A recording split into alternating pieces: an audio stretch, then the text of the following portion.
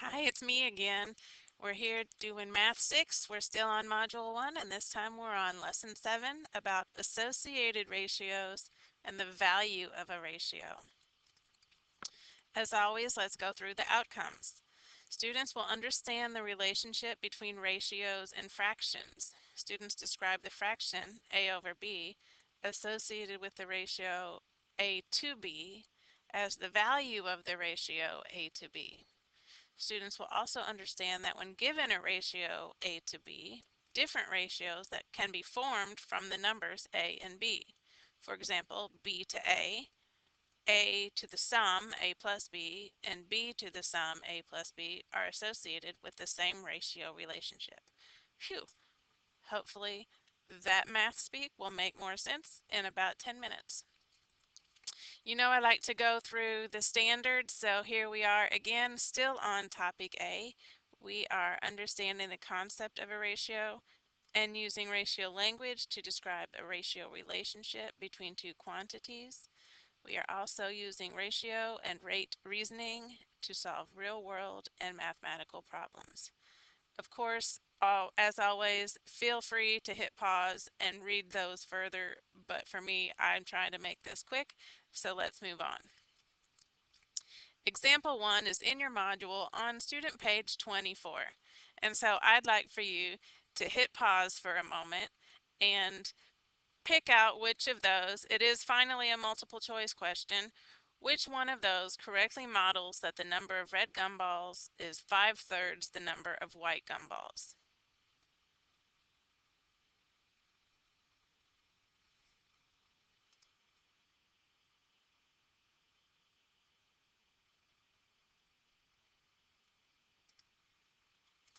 Okay, your chance to hit pause is over. So now let's talk about which one does correctly model the number of red gumballs to the number of white gumballs. And it is choice B. There we go.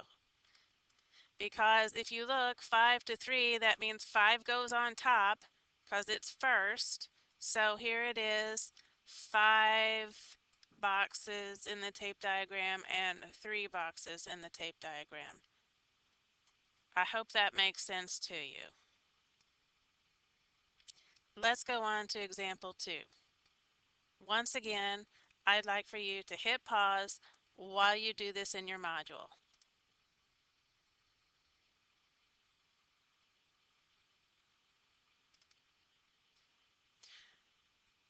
Okay, obviously now you've hit play again, so let's look. We have this film on top that has 1, 2, 3, 4, 5 units, and 1, 2, 3, 4, 5, 6, 7 units. So the ratio is 5 to 7. The length of film A, so we take that ratio and we put A on top and B on bottom. So we have the length of film A is 5/7 of the length of film B. And if we have part C says the length of film B, that means we put B first or on top. So the length of film B is 7/5 of the length of film A. Hit pause if you need a moment to write that in. Now we've moved on to page 25, and I'd really like for you to hit pause and try to figure out this exercise number 1 for a moment by yourself, or a few moments, and then we'll come and compare our answers.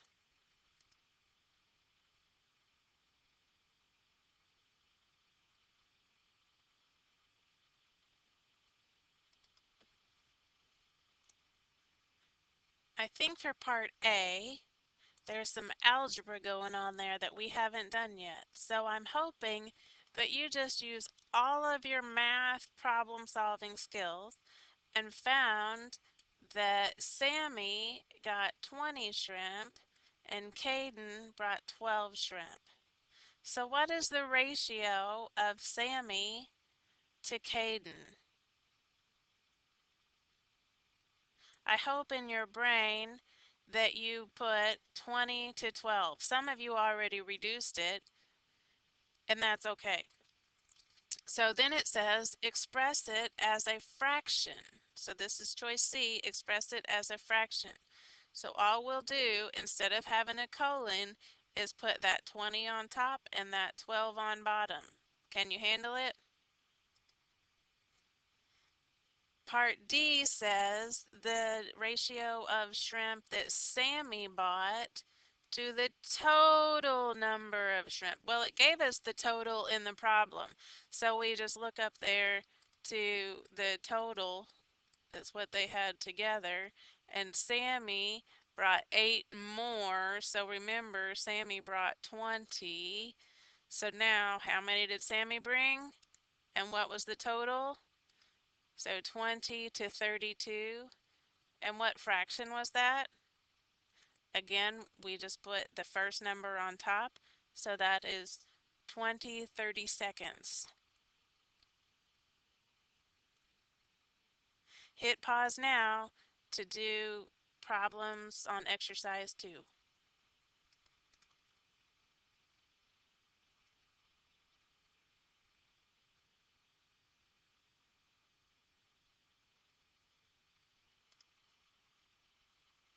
Okay, here we go. A food company that produces peanut butter decides to try out a new version of its peanut butter that is extra crunchy. Okay, you've read the rest. So the ratio preferring the new extra crunchy to the total. So how many people did they survey?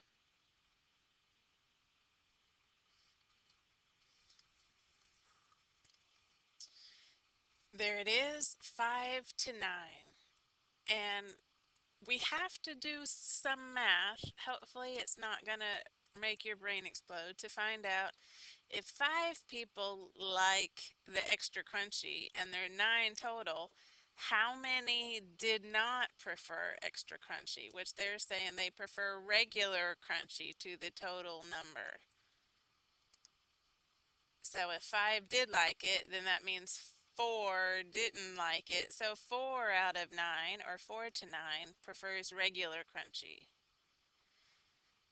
Then it asks us, well, how many prefer regular to extra?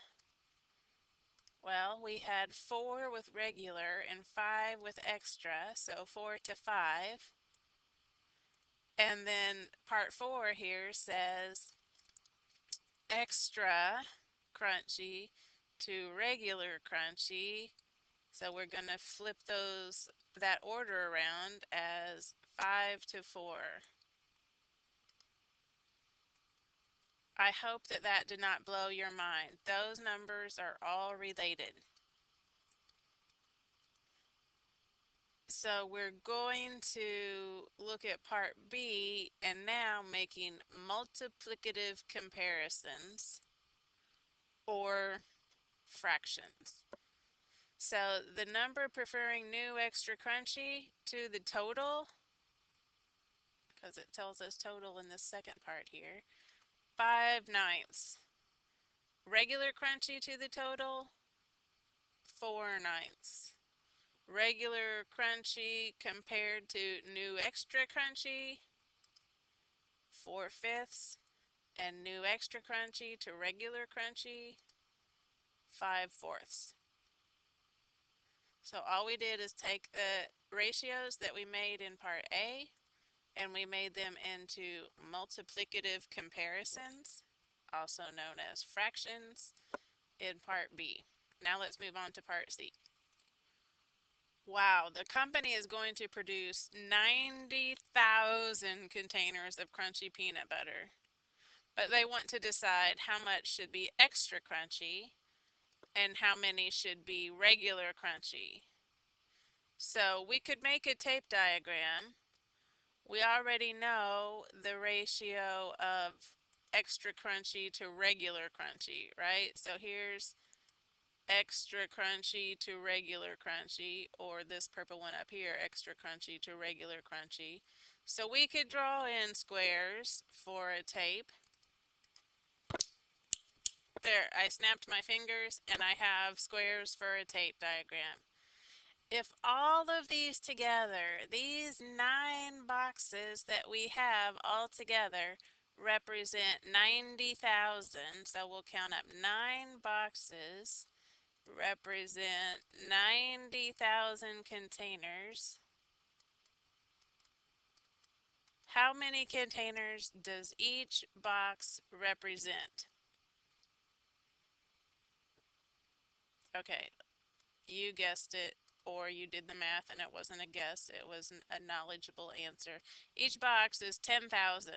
So that means we should make 10, 20, 30, 40, 50,000 extra crunchy containers and 10, 20, 30, 40,000 crunchy containers.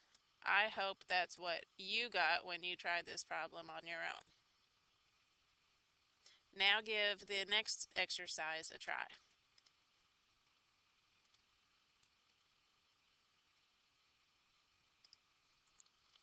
If the company decides to produce 2,000 containers of regular crunchy peanut butter, how many containers of new extra crunchy peanut butter would it produce? I'm going to go back to the previous page to use my tape diagram for that.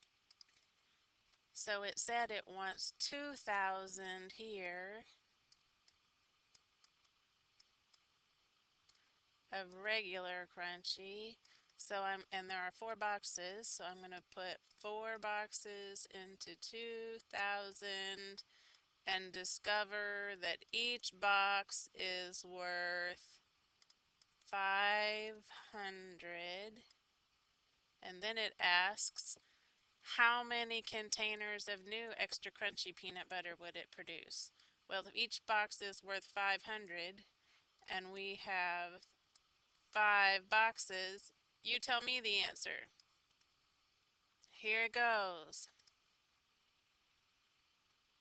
If the company decides to produce 10,000 containers of new extra crunchy peanut butter, how many containers of regular crunchy peanut butter would it produce?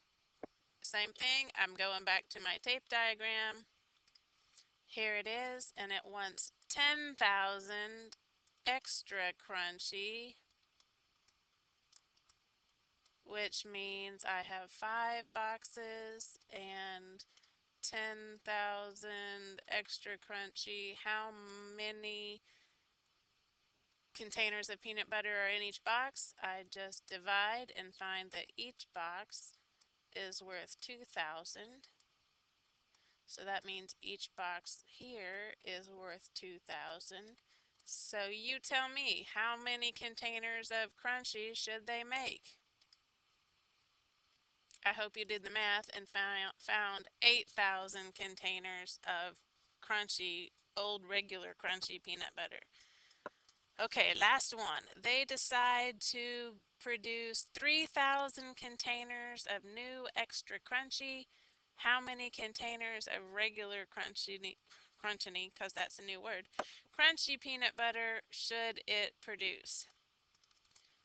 So here we are, 3,000 extra crunchies. I have 5 boxes and they're worth 3,000. So how many containers of peanut butter are in each box? You do the math and notice that each box is worth 600. So now you do the math again and find out how many containers of crunchy peanut butter should they make if each box is worth 600. I hope you did the math and found that they should make 2,400 regular crunchy peanut butter containers. So before I leave you, I'd like to remind you, for any ratio, A to B, we are often interested in the associated ratio B to A. So we switch the order. But if we can measure both of them in the same unit, like we said, the crunchy peanut butter and peanut butter all together, then we will sometimes add the two numbers for a part of the ratio. So we're talking about total. So here we said that Tom caught 3 fish and Kylie caught 5 fish, but sometimes we also want to know about the total number of fish. So that is a third piece of information that sometimes they give us and sometimes we have to find ourselves. As long as the second number isn't 0, then when we have a ratio like A to B, the multiplicative number involved is when we make a fraction, A over B. And we can reduce these ratio values. For instance, if we have the ratio 6 to 8, we can call it 6 to 8 or 3 to 4. And we'll practice that a lot later. All right, that's the end of lesson 7. I hope you loved it, and I will talk at you next time.